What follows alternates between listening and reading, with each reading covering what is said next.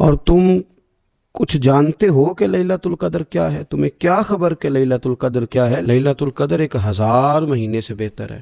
ان آیات کو دیکھیں اور ساتھ نبی پاک صلی اللہ علیہ وسلم کا وہ فرمان دیکھیں جس میں حضور علیہ الصلوۃ والسلام نے فرمایا تمہارے پاس ایک مہینہ آ رہا ہے رمضان کا، جس میں ایک رات ہے جو 1000 مہینے سے بہتر ہے۔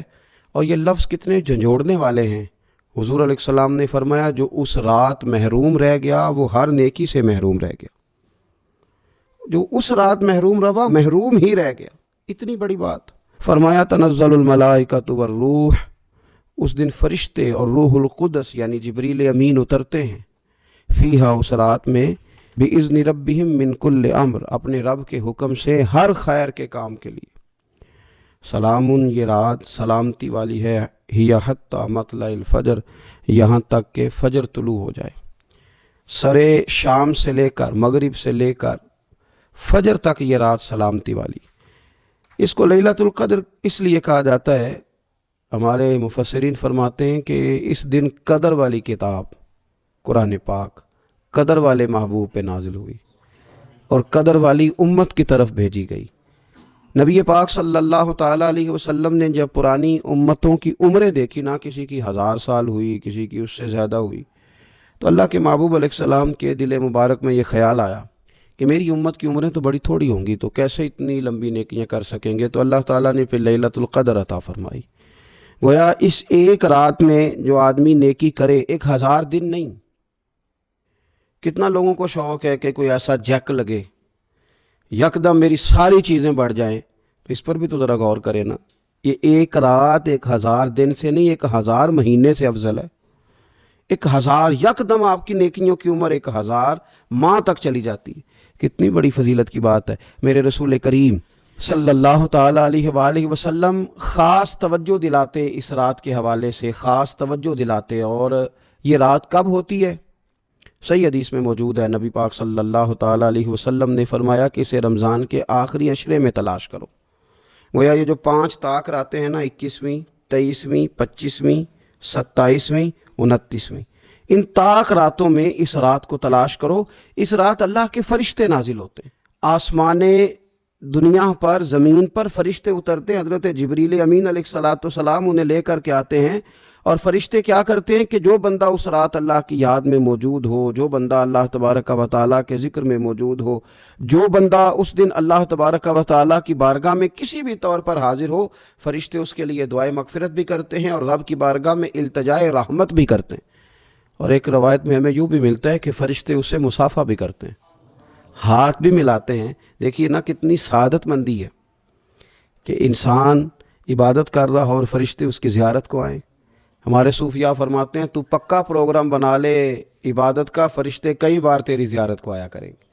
اور پھر ایک اور بات یہاں بڑی قابل توجہ ہے کہ انسان جب محسوس کرتا ہے نا مجھے کچھ دیکھ رہا ہے، تو ذرا اس کی عبادت کا انداز بھی تھوڑا تبدیل ہو جاتا ہے۔ تو اگر یہ ذہن ہو ہمارا کہ ہمیں فرشتے دیکھ رہے ہیں اور وہ والی مخلوق دیکھ رہی ہے جو ہماری ڈائری ڈائریکٹ لے جا کے ہمارے رب کی بارگاہ میں پیش کرے، تو پھر کچھ زیادہ ہی توجہ مسلمان کی ہونی چاہیے، زیادہ ہی انہماک ہونا چاہیے، وہ کھو جائے۔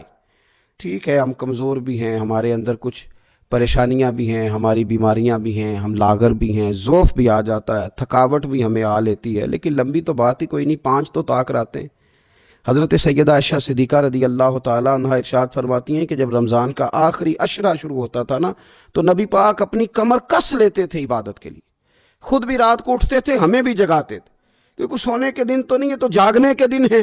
ساون کی کالی راتوں میں جب بوندا باندی ہوتی ہے، وہ راتوں کو اٹھ اٹھ روتے ہیں جب خلقت ساری سوتی ہے۔ یہ رب کے بندوں کی شان ہے۔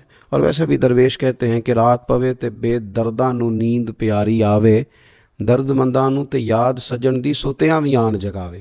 تو یہ وقت ہے خاص، اس خاص وقت اس بات کی طرف ضرور توجہ کرنی چاہیے۔ اور یہ جو کہا گیا نا کہ فرشتے نازل ہوتے ہیں، بِإِذْنِ رَبِّهِمْ مِنْ كُلِّ امر، اللہ کے حکم سے آتے ہیں اور ہر کام کے لیے، ہر امر خیر کے لیے آتے ہیں۔ تو اس میں بھی ہمارے مفسرین نے لکھا ہے کہ وہ تمہارے لیے پورے سال کا فیصلہ کریں گے کہ تمہیں کیا دیا جائے گا، تم کیا حاصل کرو گے اللہ تبارک و تعالیٰ کی بارگاہ سے۔ تو اس کا معنی یہ ہوا کہ پھر تو یہ لینے کی رات ہے، ایسا نہ ہو کہ فرشتے آئے ہوں رب کی بارگاہ سے یہ پیغام کرم ہو کہ دینا ہے اور دینے والے سو رہے ہوں، وہ آرام میں ہوں، تو یاد رکھیں خیرات اسی کے پیالے میں آتی ہے جس کا پیالہ سیدھا ہوتا ہے، اور اگر پیالہ ہی سیدھا نہ ہو تو خیرات پھر پیالے میں نہیں آیا کرتی۔ تو پھر اس کو جو کہا گیا نا کہ یہ سلامتی والی ہے، تو اس میں ایک اور بات بھی ہمارے پھر مفسرین نے لکھی ہے کہ اس رات، شیطان تو ویسے ہی قید ہے، اس رات بندے کا نفس بھی نہیں اسے تنگ کرتا۔ یہ طاق راتیں اتنی حسین ہے کہ تھوڑی سی بندہ ہمت کرے تو اللہ عبادت کے لیے اس کے دل کو قرار عطا کر دیتا ہے، اسے سکون ملتا ہے، طبیعت ٹھنڈی ہو جاتی ہے، اور وہ بڑے ذوق کے ساتھ اللہ کی عبادت کرتا ہے۔ خوب بیداری کا مظاہرہ کریں طاق راتوں میں۔ میں نے رمضان سے پہلے مشورہ دیا تھا کپڑے وقت پہ خرید لو عید کے، اور وقت پہ سلا لو، اور وقت پہ چیزیں لے لو۔ یہ جو خاص دن ہیں عبادت کے، یہ لوگوں کے بازاروں میں گزر جاتے ہیں۔ یہ زیادہ تر وقت ہمارا خریداری میں اور شاپنگ میں اور ایسے مہمل کاموں میں صرف ہو جاتا ہے کہ جن کی وجہ سے یہ خاص چیزیں جو ہمیں میسر آنی تھیں ان سے ہم کئی دفعہ رہ جاتے ہیں۔ تو اس رات کرنا کیا ہے؟ زیادہ سے زیادہ کھڑے ہو کے رب کی عبادت کریں، قرآن شریف کی تلاوت کریں، استغفار پڑھیں۔ سیدہ طیبہ طاہرہ حضرت عائشہ صدیقہ رضی اللہ تعالی عنہا نے عرض کی یا رسول اللہ اگر مجھے یہ رات مل جائے تو کیا پڑھوں؟ تو فرمایا عائشہ تم یہ دعا مانگنا، اللہم انکا عفو، اے اللہ بے شک تو درگزر کرنے والا، تحب العفو، اور تو درگزر کرنے کو پسند بھی کرتا ہے، فاعف عنی، ہم سے بھی درگزر فرما، ہمارے گناہوں کو معاف فرما۔ یعنی اس رات اللہ سے درگزر کا سوال کریں۔ جن لوگوں کے سامنے اپنی خطائیں ہوتی ہیں وہ تو ویسے ہی بیچارے ہر وقت معافی مانگتے رہتے ہیں، جن کے پیش نظر اپنی غلطیاں ہوتی ہیں، جو اپنے رب کریم کی بارگاہ میں حاضر ہونے کا ارادہ رکھتے ہیں صاف ستھرا ہو کر، وہ تو ویسے ہی معافی کے طلبگار ہوتے ہیں۔ تو یہ تو خاص چانس ملا ہے معافی مانگنے کا، تو بالکل سستی کا مظاہرہ نہ کریں، بالخصوص وہ لوگ جو اعتکاف میں موجود ہیں۔ نیند تو کسی وقت بھی آ جاتی ہے، آپ دوپہر کو بھی ذرا چپ کر کے لائٹ آف کریں تو یہ آ ہی جاتی ہے۔ آپ سر شام بھی تھوڑا سا کھانا کھانے کے بعد اگر کمر سیدھی کرنے کو بھی لیٹ جائیں تو نیند تو پھر بھی آ ہی جاتی ہے۔ لیکن یہ سنہری قسم کے ایام ہیں، سختی نہیں، پابندی نہیں، فرض نہیں، لیکن اگر شوق کے ساتھ، ذوق کے ساتھ، توجہ کے ساتھ، میں ایک مثال دیا کرتا ہوں کہ یہ ہمارے پاس قیمتی دن ہے رمضان کے، ایک عمل کا ثواب 70 کے برابر ہے۔ تو جس طرح انسان کے پاس کوئی چیز تھوڑی دیر کے لیے آئے تو اس نے جانا ہو تو لوگ اس سے زیادہ فائدہ اٹھانے کی کوشش کرتے ہیں۔ دیہاتوں میں نا غریب گھروں میں استری نہیں ہوتی تھی، ہر گھر میں نہیں ہوتی تھی، تو کسی پڑوس سے استری لے کے آتے تھے تو بوڑھے لوگ یہ کہا کرتے تھے کہ زیادہ کپڑے استری کر لو، استری واپس کرنی ہے۔